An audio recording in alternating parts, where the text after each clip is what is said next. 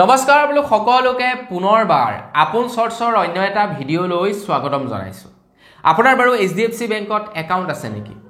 যদি আপোনাৰ HDFC বেংকত একাউণ্ট আছে তেন্তে আপোনালোকৰ বাবে HDFC বেংকৰ তৰফৰ পৰা জাননী জাৰি কৰিছে এক নিৰ্দেশনা জাননী জাৰি কৰিছে। তো যিসকলৰ HDFC বেংকত একাউণ্ট আছে তো তেওঁলোকৰ কাৰণেহে এইটো এক জাননী, বাকি যিসকলৰ HDFC বেংকত একাউণ্ট নাই তো তেওঁলোকৰ কাৰণে এইটো এটা প্ৰয়োজনীয় খবৰ নহয়। তো বন্ধু-বান্ধৱীসকল, HDFC বেংকত একাউণ্ট থকা লোকসকলৰ বাবে এইটোনো কি প্ৰয়োজনীয় খবৰ বা কি জাননী আহিছে মই আজি আপোনালোকক তাৰ ওপৰত জনাম। তো প্ৰথমৰ পৰা ভিডিঅ'টো শেষলৈকে চাই থাকিব। মই শ্ৰীপাঞ্জিত গগৈ, আপোনালোকে চাই আছে আপোন চৰ্চ। আহক আৰম্ভ কৰোঁ আজিৰ ভিডিঅ'। আগবাইছোঁ আজিৰ খবৰটোৰ ফালে। খবৰটো দিয়াৰ আগতে লাইক এটা কৰিব, চেনেল যদি এতিয়ালৈকে ছাবস্ক্ৰাইব কৰা নাই তেন্তে চেনেলটো ছাবস্ক্ৰাইব কৰি ল'ব। HDFC বেংকে HDFC গ্ৰাহকসকলৰ বাবে এটা এলাৰ্ট জাৰি কৰিছে, এক প্ৰকাৰে নটিচ জাৰি কৰিছে বুলি জনাব পাৰি HDFC বেংকৰ গ্ৰাহকসকলৰ বাবে। HDFC বেংকে কৈছে যে যিসকলৰ নেকি HDFC বেংকত একাউণ্ট আছে তো তেওঁলোকে 24 জানুৱাৰী তাৰিখৰ দিনটোত, আজি কেই তাৰিখ?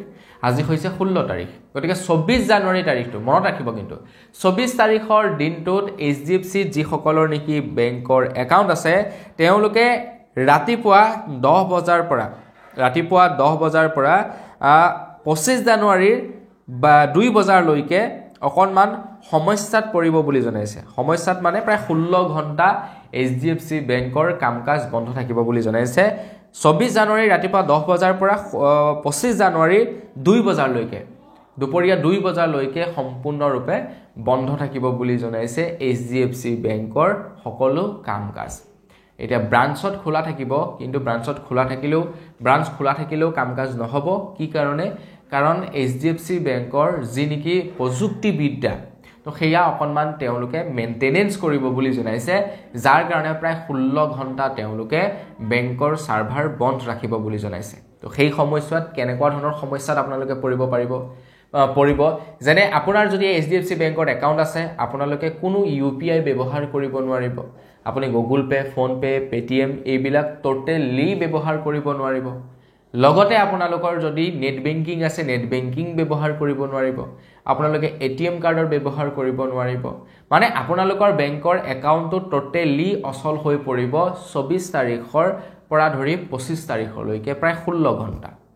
গতিকে আপোনাৰো যদি HDFC বেংকত একাউণ্ট আছে মনত ৰাখিব 24 তাৰিখৰ পৰা 25 তাৰিখলৈকে আপোনালোকৰ ছাৰ্ভাৰ বেয়া থাকিব, আপোনালোকৰ বেংকৰ মেইনটেনেন্স চলিব, যাৰ কাৰণে আপোনালোকে অনলাইন ট্ৰানজেকশ্যন বা ATMকে ধৰি বিভিন্ন কাম কাজ কৰিব নোৱাৰিব।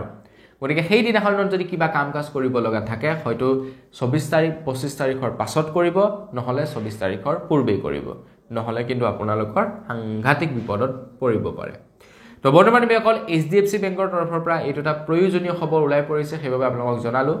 খবৰটোৰ বিষয়ে জানি কেনেকুৱা লাগিলে সেইটো কমেণ্ট এটা কৰি জনাব। যদি ভাল লাগিলে লাইক এটা কৰিব, চেনেলটো ছাবস্ক্ৰাইব কৰে ছাবস্ক্ৰাইবটো কৰি ল'ব। পুনৰ এটা ভিডিঅ' লগ পোৱাৰ খালি বিদায় মাগিছোঁ। ধন্যবাদ। জয়।